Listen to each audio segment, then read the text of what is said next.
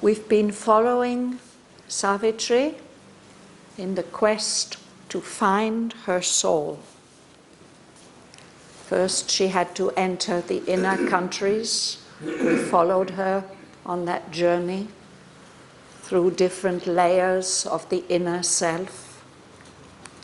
And when she came very deep, near to the soul, then in the previous canto, we saw the three soul powers, like three goddesses, expressions of the powers and quality of the soul acting in the world. And we saw how each of those soul powers introduced herself, explained her work and her mission. And then we saw how this power gets perverted and distorted in human life, in the lower human nature. And those lower distorted expressions of sorrow, of weakness, and of pride, these things expressed themselves also.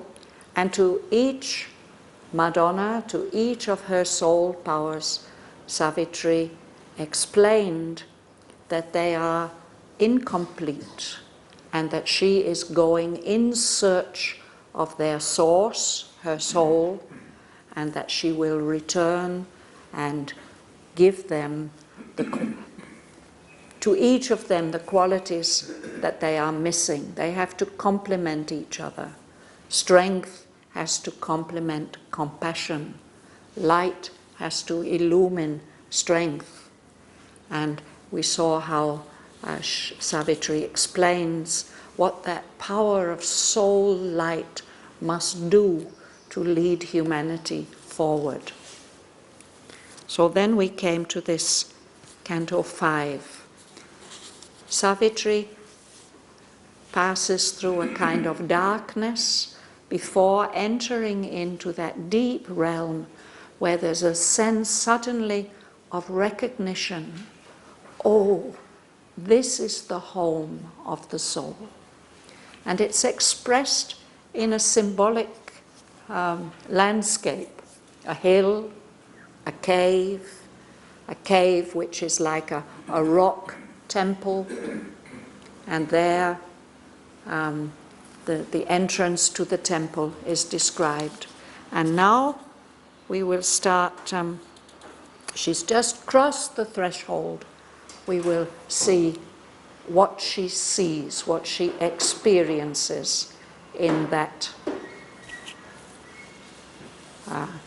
rock temple, which is the cave where she will find the divine presence, her own soul. On the walls, covered with significant shapes, looked at her the life scene of man and beast, and the high meaning of the life of gods, the power and necessity of these numberless worlds, and faces of beings, and stretches of world space, spoke the succinct and inexhaustible hieratic message of the climbing plains. In their immensitude, signing infinity, they were the extension of the self of God, and housed, impassively receiving all, his figures and his small and mighty acts, and his passion, and his birth and life and death, and his return to immortality. To the abiding and eternal is their climb. To the pure existence, everywhere the same. To the sheer consciousness and the absolute force and the unimaginable and formless bliss. To the mirth in time and the timeless mystery of the triune being who is all and one, and yet is no one but himself apart.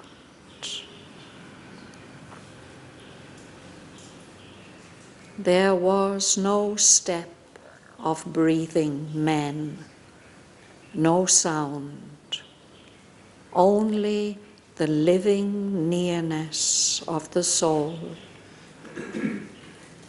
Yet all the worlds and God himself were there, for every symbol was a reality and brought the presence which had given it life.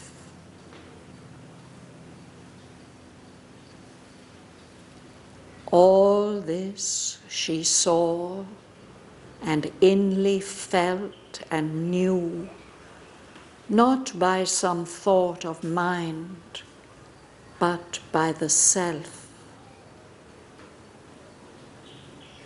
A light not born of sun or moon or fire, a light that dwelt within and saw within, shedding an intimate visibility, made secrecy more revealing than the word. Our sight and sense are a fallible gaze and touch, and only the Spirit's vision is wholly true. As thus she passed in that mysterious place, through room and room, through door and rock-hewn door, she felt herself made one with all she saw.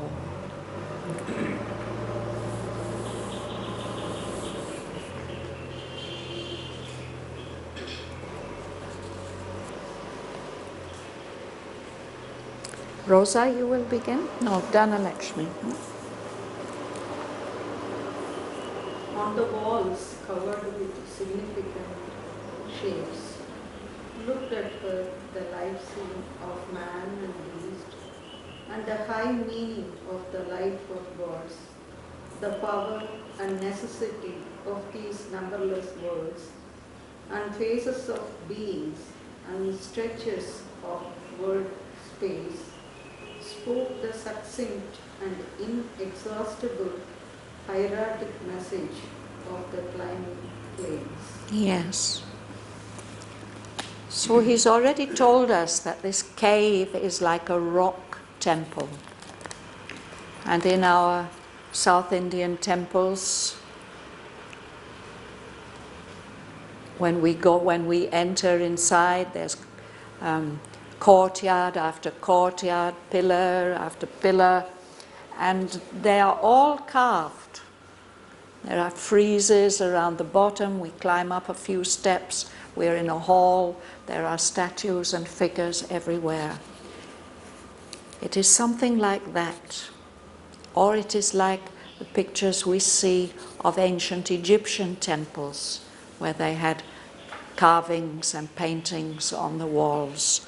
All of these are significant. The walls were covered with significant shapes.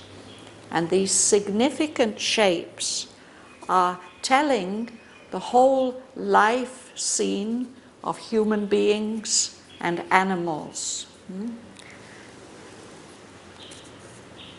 Nowadays we have books and we read about things. But there were thousands of years when most people couldn't read. And so these messages, spiritual messages, messages about the meaning of life, they were told in pictures.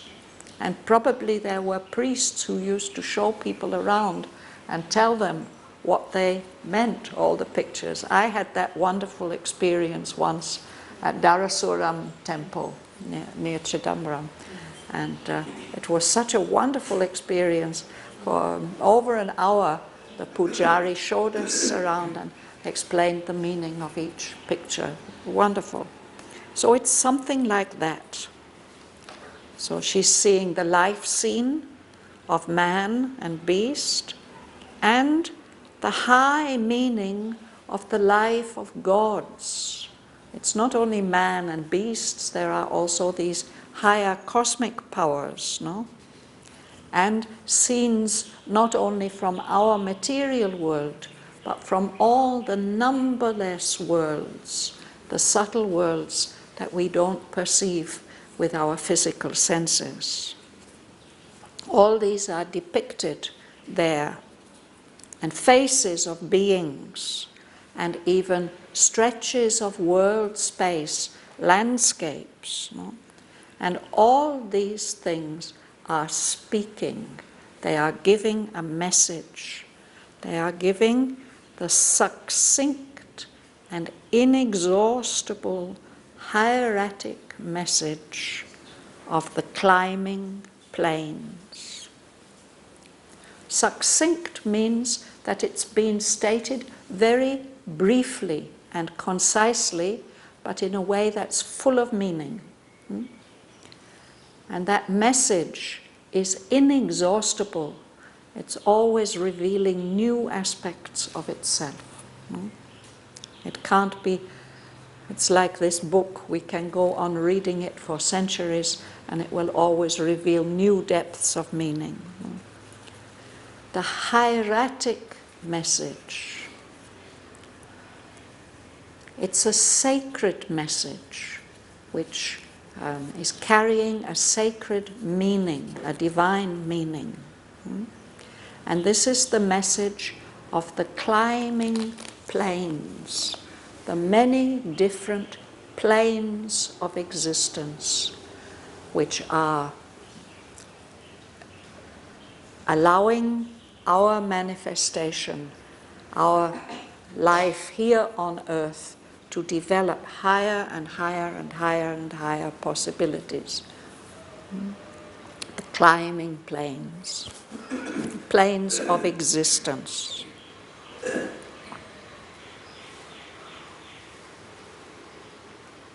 Suresh, you'd read the next sentence. In the immensity, signing infinity, they were the extension of the self of God, and housed impossibly receiving all his figures and his small and mighty acts, and his passion and his birth and life and death, and his return to immortality. Yes. So they is the planes, the climbing planes of existence, which are arranged in an ascending and descending order. They are so huge, these planes, that they indicate infinity. They speak of what is beyond manifestation, beyond time and space and limit. And these planes are the extension of the self of God. God has extended himself, spread himself out in the form of all these planes of existence and the worlds in them and the beings and the happenings and events that happen in them. So those planes, it says, are giving a house, a habitation, for the figures of God and his acts, his small acts and his mighty acts. They are impassively receiving all. They are receiving all the possibilities, potentialities of the divine and allowing them expression. Even his passion, his suffering, his birth, his life, his death, and this journey that is happening to all of us, that we are all part of, the journey of the return from material existence to immortality. We'll go on, Bebel, yeah? To the abiding and eternal is their climb, to the pure existence everywhere the same, to the sheer consciousness and the absolute force, and the unimaginable and formless bliss, to the mirrors in time and the timeless mystery of the triune being who is all and one, and yet is no one but himself apart. So their climb, this is the climb of the planes, the ascending planes. They are giving steps, upward steps. And those upward steps lead towards the abiding and the eternal, what is permanent, what doesn't change. To the pure existence that is everywhere the same.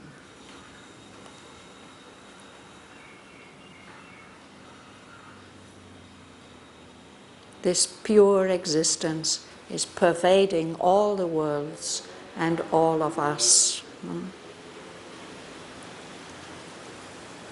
That pure existence expresses itself in consciousness, force, to the sheer consciousness. Sheer means pure, and the absolute force, and the bliss, the unimaginable and formless bliss. So these lines remind us about the formulation that the sages have given to the supreme existence as we can perceive it from the manifestation. The Sat, the pure existence, the Chit Tapas, the consciousness force, or Chit Shakti, and the Ananda, the unimaginable and formless bliss. All these qualities of the Supreme Being are expressing themselves in all the planes. And the planes are climbing up towards that state. And that state is an integral state. It combines the mirth in time. Mirth is merriment, laughter in time, and the timeless mystery. These are two aspects of one experience.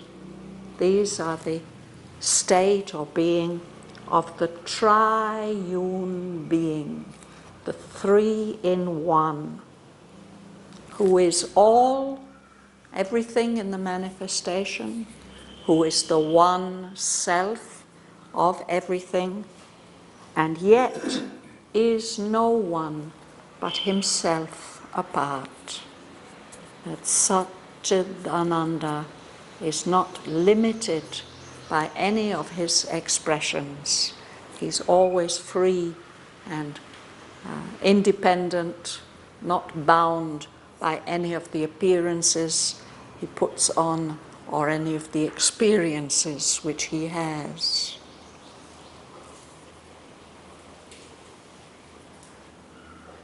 Alice, you'd read?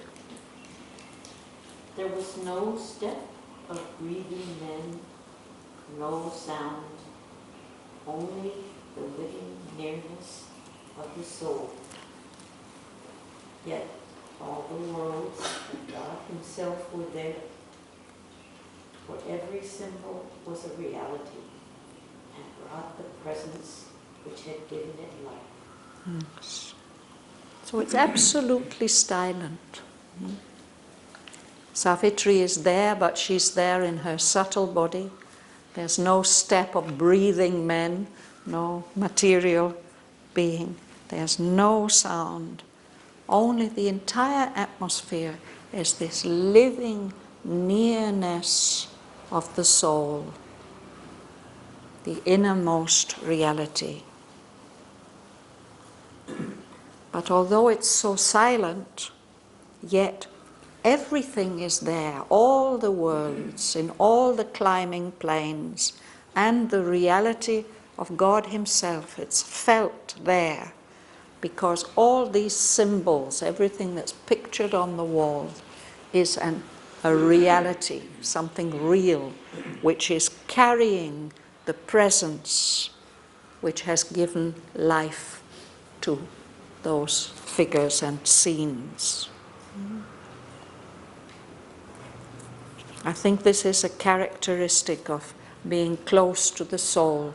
We feel the living reality of all the symbols. All these symbols have a living reality. When we are in our surface being, we don't feel that. We feel with our senses, we interpret with our mind. But the soul has a direct experience, and it feels the living reality of the one who is inhabiting all this.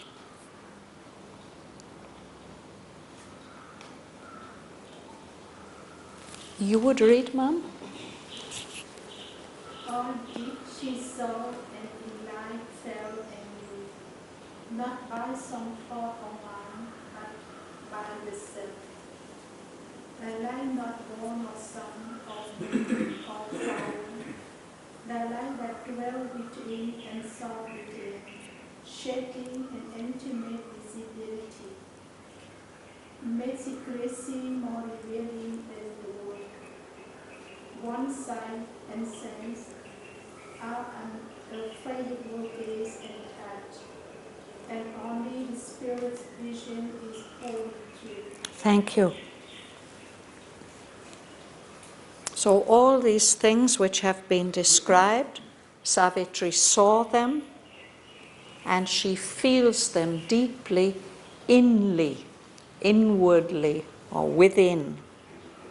And she knows them, she is aware of them and understands them, not by some thought of mind, but directly by the self. This way of knowing that we have about ourselves. We experience things around us and outside us through our senses, through our mind. But things that are within ourselves, we know directly.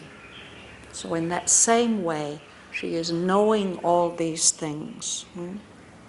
She is knowing all these things through a consciousness, a light that doesn't depend on the sun or the moon or a flame.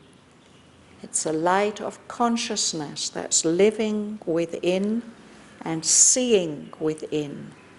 And that gives such, he says, an intimate visibility. Everything is seen so clearly and in detail and in a whole, in a very intimate way, in the way that we know things about ourselves. This intimate visibility made secrecy more revealing than the word. All these things are secret and hidden, and yet this inner light of consciousness sees these secret things and understands their meaning much, much more deeply than I can possibly put into words. And even Sri Aurobindo he has put all these words here to help us to see with that intimate visibility. Our normal sense and sight are fallible. They cannot be relied on. They mislead us. They can fail. Only the vision of the Spirit is wholly true and can tell us how things really are, the deeper truth within. Would you like to read? As thus she passed in that mysterious place, the room and room, through door and rock-hewn door, she felt herself made one with all she saw. A sealed identity within her world. She knew herself as the beloved of the Supreme. These gods and goddesses were he and she. The mother was she of beauty and delight, the word in Brahma's vast creating glass, the world's puissance on almighty Shiva's lap, the master and the mother of all lives, watching the worlds their twin regard had made. And Krishna and Radha forever entwined in bliss, the adorer and adored, self-lost and one. Thank you. So as she's moving through one room after another, one entranceway after another, she feels herself one, made one with everything that she saw. And this oneness, which is usually sealed up, hidden within us, wakes up and she knows who she is in all these beings. She knows that she is the beloved of the Supreme. And these gods and goddesses depicted there are expressions of herself and the Lord. She herself is the mother, the Supreme Mother, the mother of beauty and delight. She's the creative word in the clasp, the embrace of Brahma, the creative Lord. That is actually what her name means. Savitri is the name of the Shakti of Brahma. So,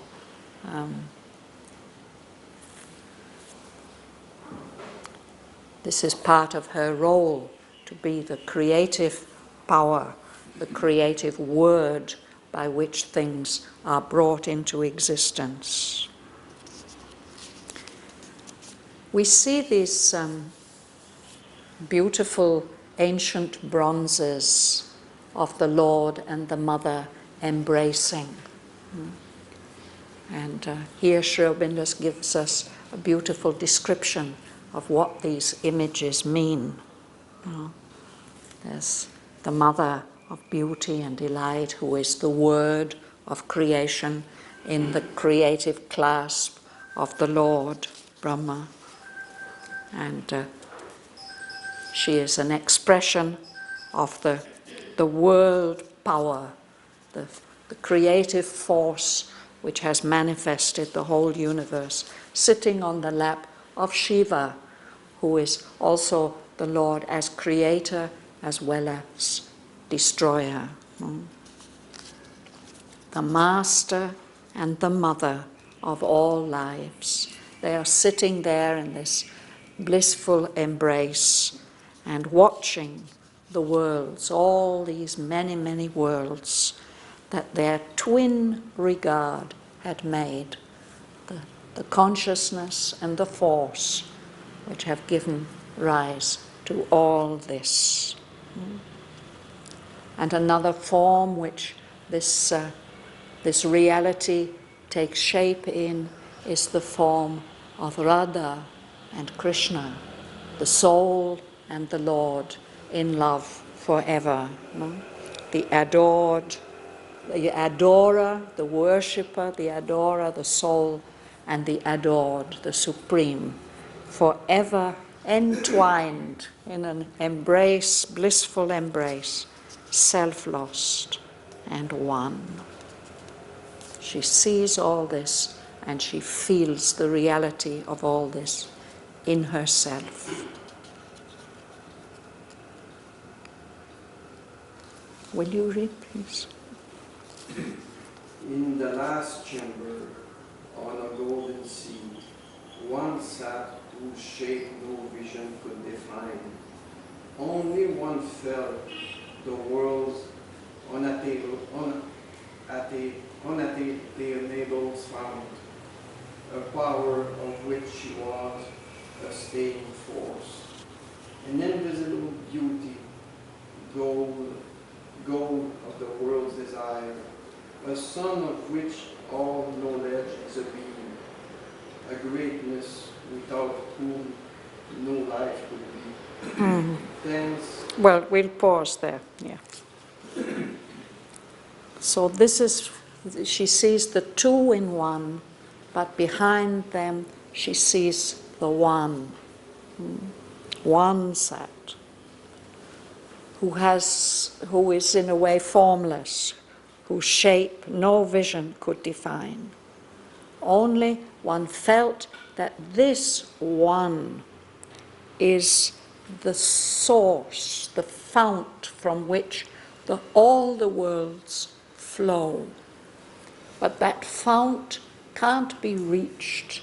It is unattainable, unknowable, ungraspable, unreachable. Only we can come near to it. And she feels that that one is a power of which she herself is a straying force. She's a power of that power, but she is moving around and wandering in the world. That power is her source, unchanging, permanent, always there. And that power is also a beauty, but a beauty which can't be seen, which is beyond the reach of the senses. But that beauty is what all the world is desiring. All our desires, all our longings are just forms of longing for that beauty, which is the only goal which can really satisfy us. And that power is also a sun, full of light and energy and warmth, of which all knowledge, all our knowledge, is just a little beam of that great original sun of consciousness. And that power, that sun, that one, is a greatness without whom no life could be. And when he says whom, he tells us that this is a person. No, this is not an impersonal state. This is a being. This greatness is experienced as a being, but at the same time as the source of everything which exists. Gumsun, would you read? Thence all departed into silence, and all became formless and pure and bare.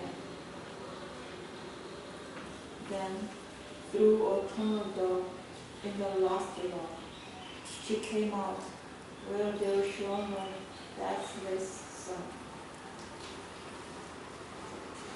Please continue.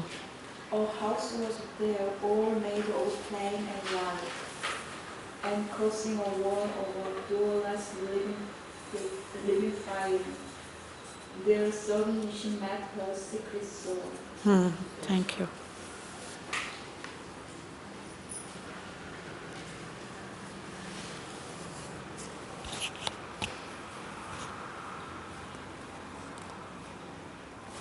Thence, from there, from that place or that state she is in, everything, it's as if everything goes away and only a sense of silent self is left. There's no form anymore. Everything is pure and bare and silent. But in the last rock wall of the cave, there's a tunnel. She has to pass through that tunnel. And when she passes through it, she comes out into a space where there's a deathless sun shining, an immortal day, an eternal day. And she finds herself in a house, a dwelling that is defined by flame and light. And again, she has to make a passage, crossing through a wall. There's no door in that wall. She has to pass through this wall of flame, living fire. And there, suddenly, she met her secret soul.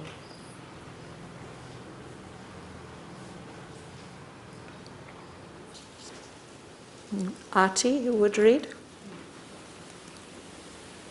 Belief stood immortal in transience, deathless dallying with momentary things, in whose white eyes of tranquil happiness, which pity and sorrow could not abrogate, infinity turned its gaze on finite shapes, observer of the silent steps of the hour.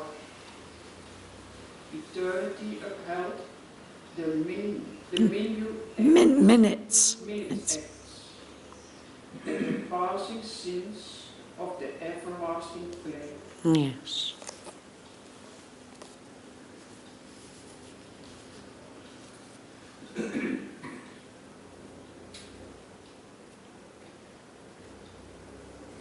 The characteristic of the soul is immortality in transience.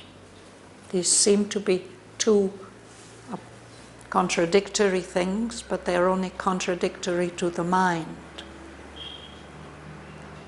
The soul is immortal, deathless, beyond change and decay. But it is here, it inhabits all this transience, all this that is always changing, that's always in movement.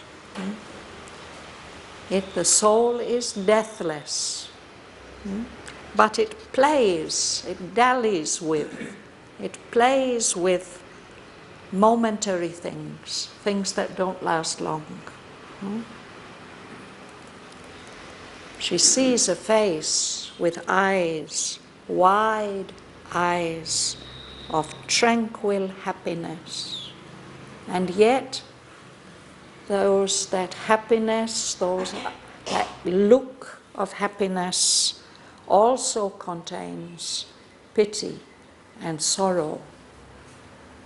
But that pity and sorrow which is there does not abrogate, it doesn't cancel out the happiness.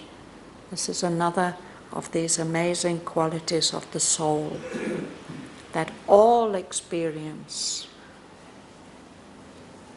is bliss.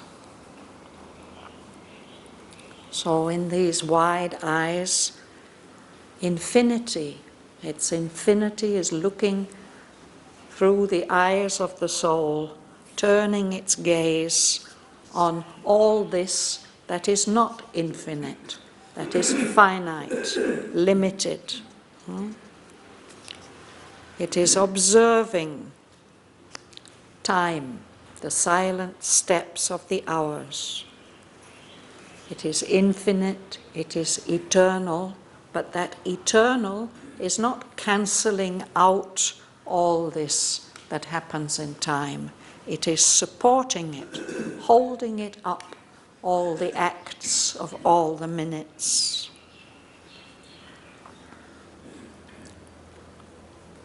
And all the passing scenes of the play in time and in space of that everlasting one.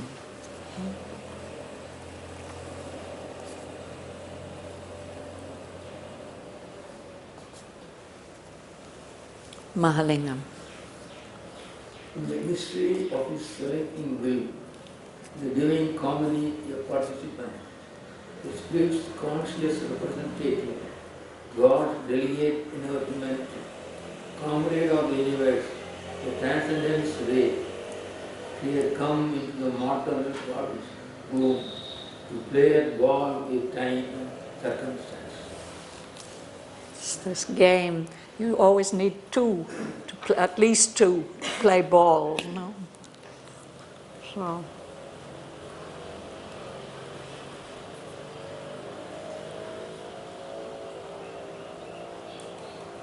The soul is God's delegate in our humanity.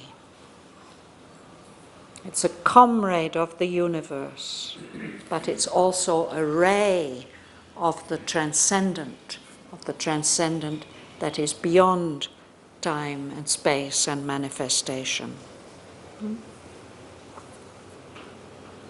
This soul, she, had come into this little space of the human body to play at ball, an interactive game with time and circumstance.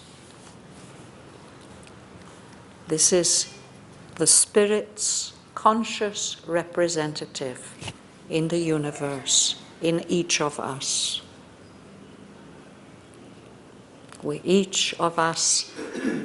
Within each of us, the soul is a participant, taking part in the divine comedy, the game of the Lord in manifestation.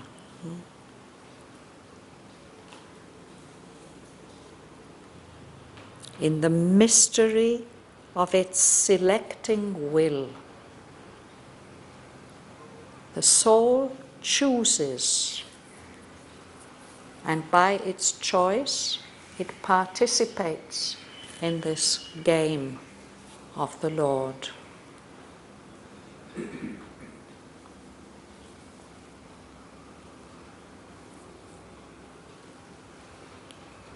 Joel, you would read?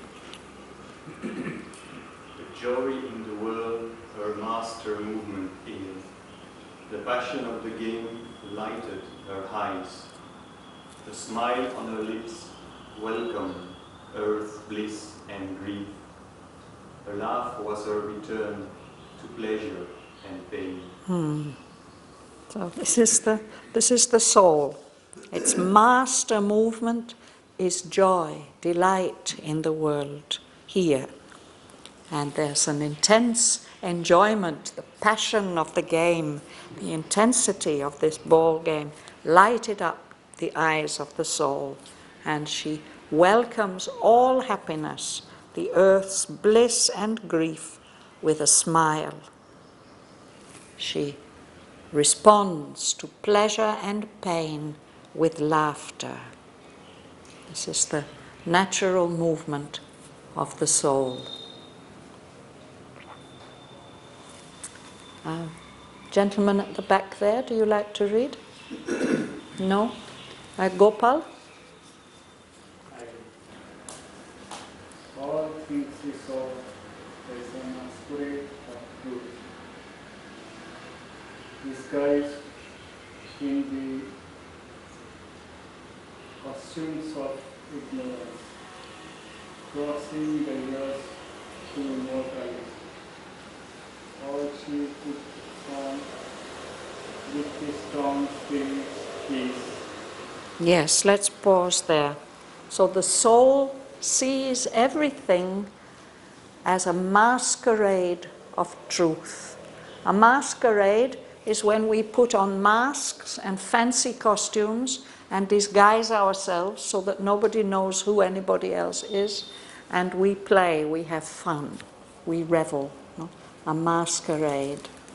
So that's what this life is.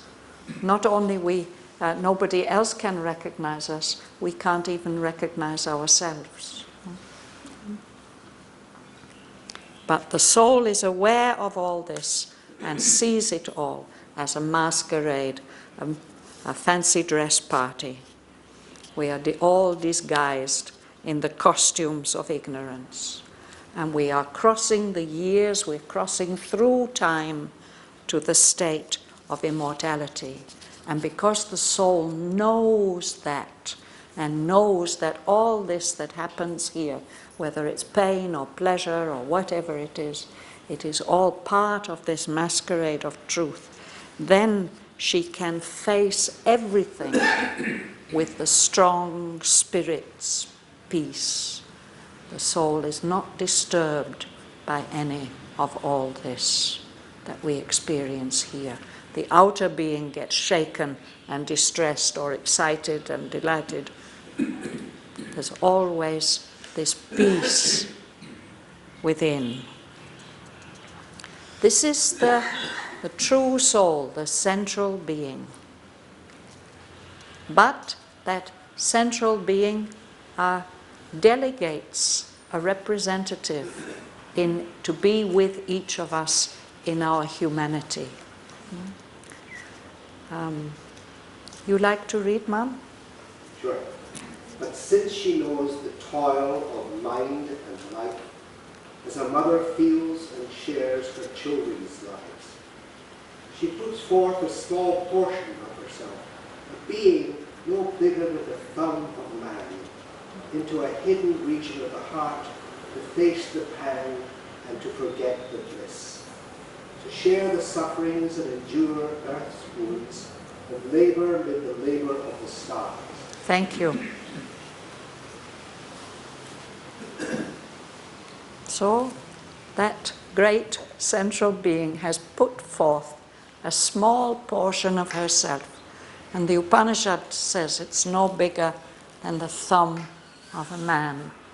So when we read the fairy story about little Tom Thumb, who rescues all his brothers and sisters, it's the soul which can save all the other parts of the being. This is the psychic being. This is the psychic, well, yes. This is the Chaitanya Purusha. Yes. Yes. The she here, is that Savitri here? What is it? This is her secret soul, and Savitri, of course, we've seen in the symbolism of the legend, she is an emanation or an avatar of the Supreme Divine Mother. So she's representing that Shakti part. Yeah, she's actively Yes. acting, not just meeting, but doing something. Yes, reacting maybe. Yes, exactly. And what we have read about so far is the she, the reigning power. But she exteriorizes or projects something of herself into each of us as our individual soul, which he will describe its action. You know, it's here to face all the play, the ball play with time and circumstance. It has to share the suffering, has to endure and experience the wounds of the earth and labor amid this great labor that is going on in the material universe. Mom, you will read, please. Yeah. This in us laughs and weeps, suffers the stroke, exults in victory, struggles for the crown. Identified with the mind and body and life, it takes on itself their anguish and defeat, bleeds with fate's whips and hangs upon the cross, yet is the unwounded and immortal self, supporting the actor in the human scene. Thank you. So this is the individualized soul, no? That laughs and weeps and suffers, exults, delights in victory, struggles for mastery, to become a master and ruler. This soul is identified with the outer personality, with the mind and body and life. So it has to feel their anguish and defeat. It suffers from all the dreadful things that fate do. It even hangs upon the cross. It is the Christ in us. And yet at the same time, it is the unwounded and immortal self of each of us supporting this little actor here, playing his part in the human scene.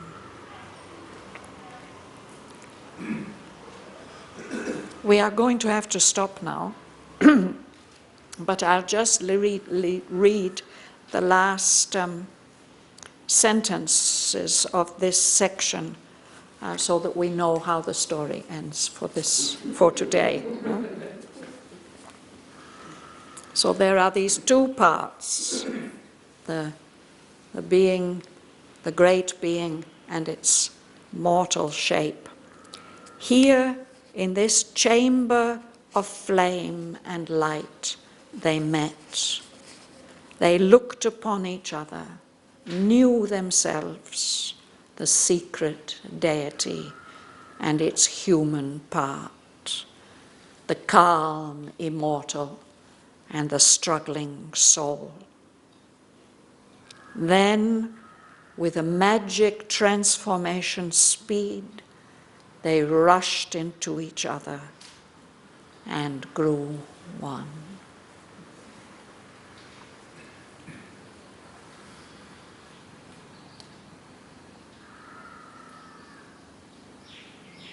Savitri has found her soul. Next week we will read something about the effect that this soul discovery and soul union has upon the outer being.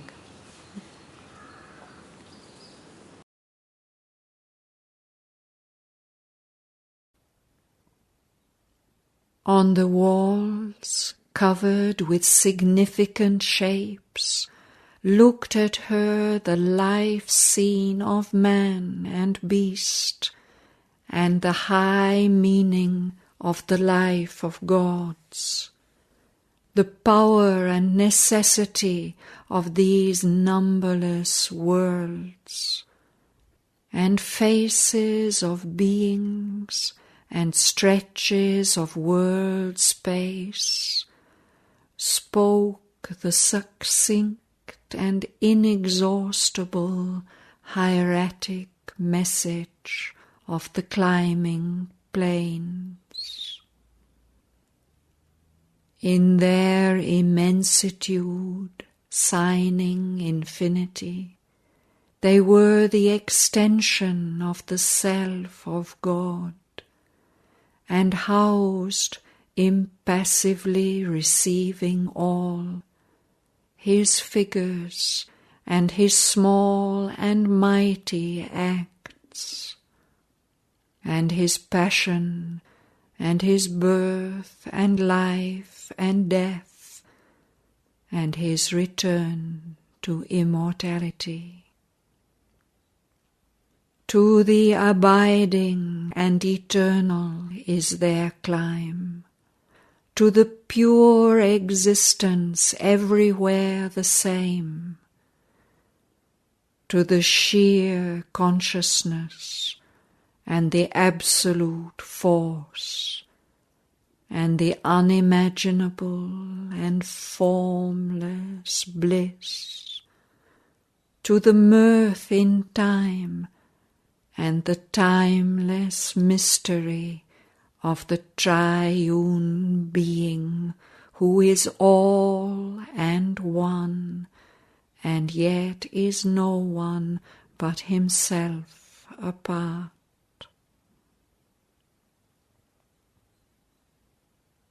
There was no step of breathing men, no sound, only the living nearness of the soul. Yet all the worlds and God himself were there, for every symbol was a reality and brought the presence which had given it life.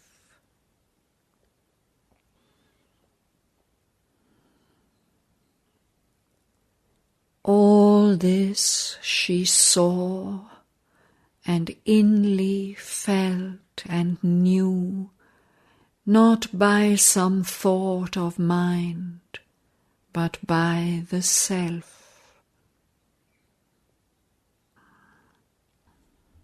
A light not born of sun or moon or fire,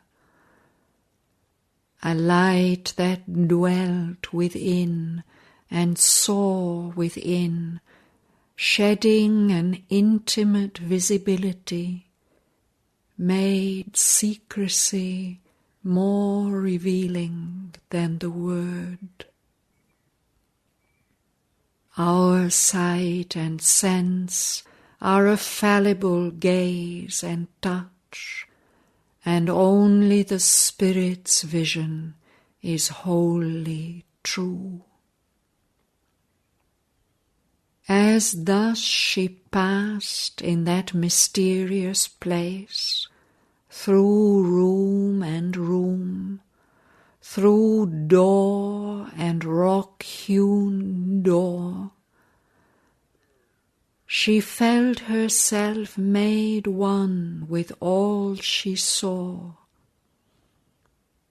A sealed identity within her woke.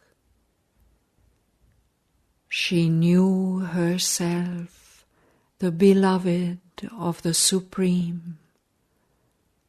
These gods and goddesses were he and she.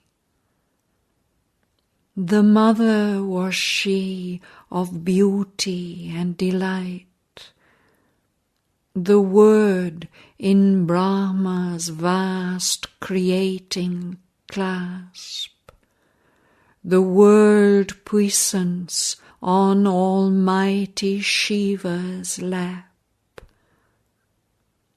the master and the mother of all lives, watching the worlds their twin regard had made. And Krishna and Radha forever entwined in bliss, the adorer and adored, self-lost and one.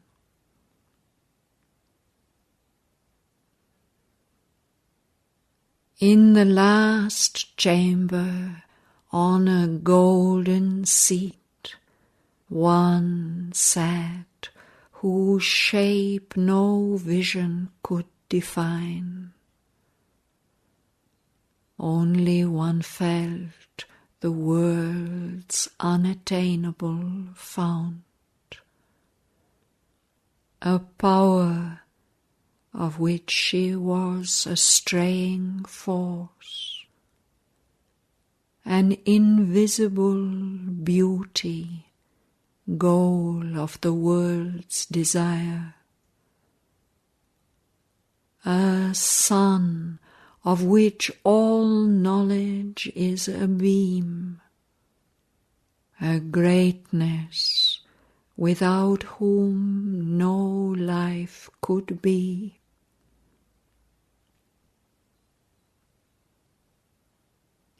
Thence all departed into silent self, and all became formless and pure and bare.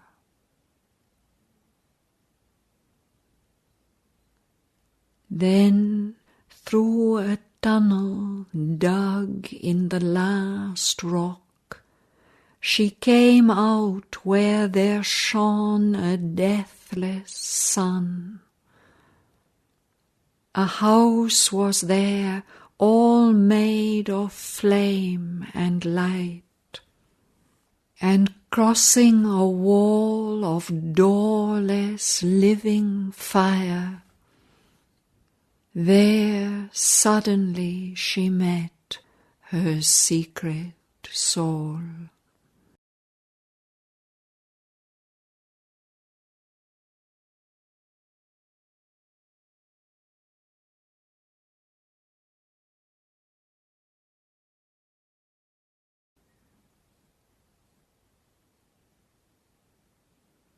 A being stood, immortal in transience, deathless, dallying with momentary things, in whose wide eyes of tranquil happiness, which pity and sorrow could not abrogate,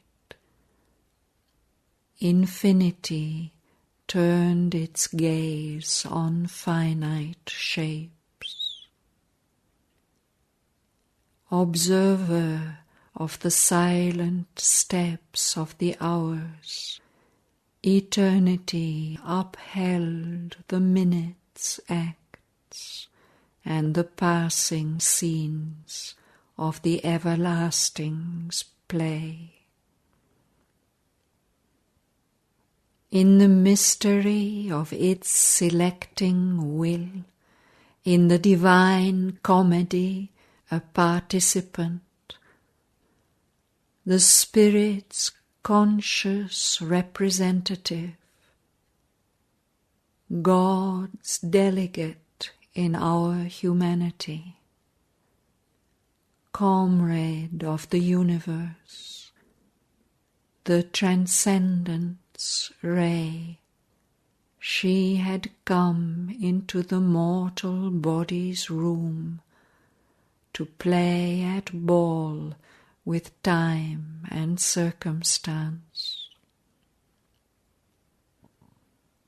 A joy in the world, her master movement here, the passion of the game lighted her eyes. A smile on her lips welcomed earth's bliss and grief. A laugh was her return to pleasure and pain. All things she saw as a masquerade of truth, disguised in the costumes of ignorance, crossing the years to immortality. All she could front with the strong spirit's peace. But since she knows the toil of mind and life, as a mother feels and shares her children's lives, she puts forth a small portion of herself, a being no bigger than the thumb of man, into a hidden region of the heart, to face the pang and to forget taste the bliss, to share the suffering and endure earth's wounds and labor mid the labor of the stars. This in us laughs and weeps, suffers the stroke, exults in victory, struggles for the crown. Identified with the mind and body and life, it takes on itself their anguish and defeat, bleeds with fate's whips, and hangs upon the cross. Yet is the unwounded and immortal self supporting the actor in the human scene.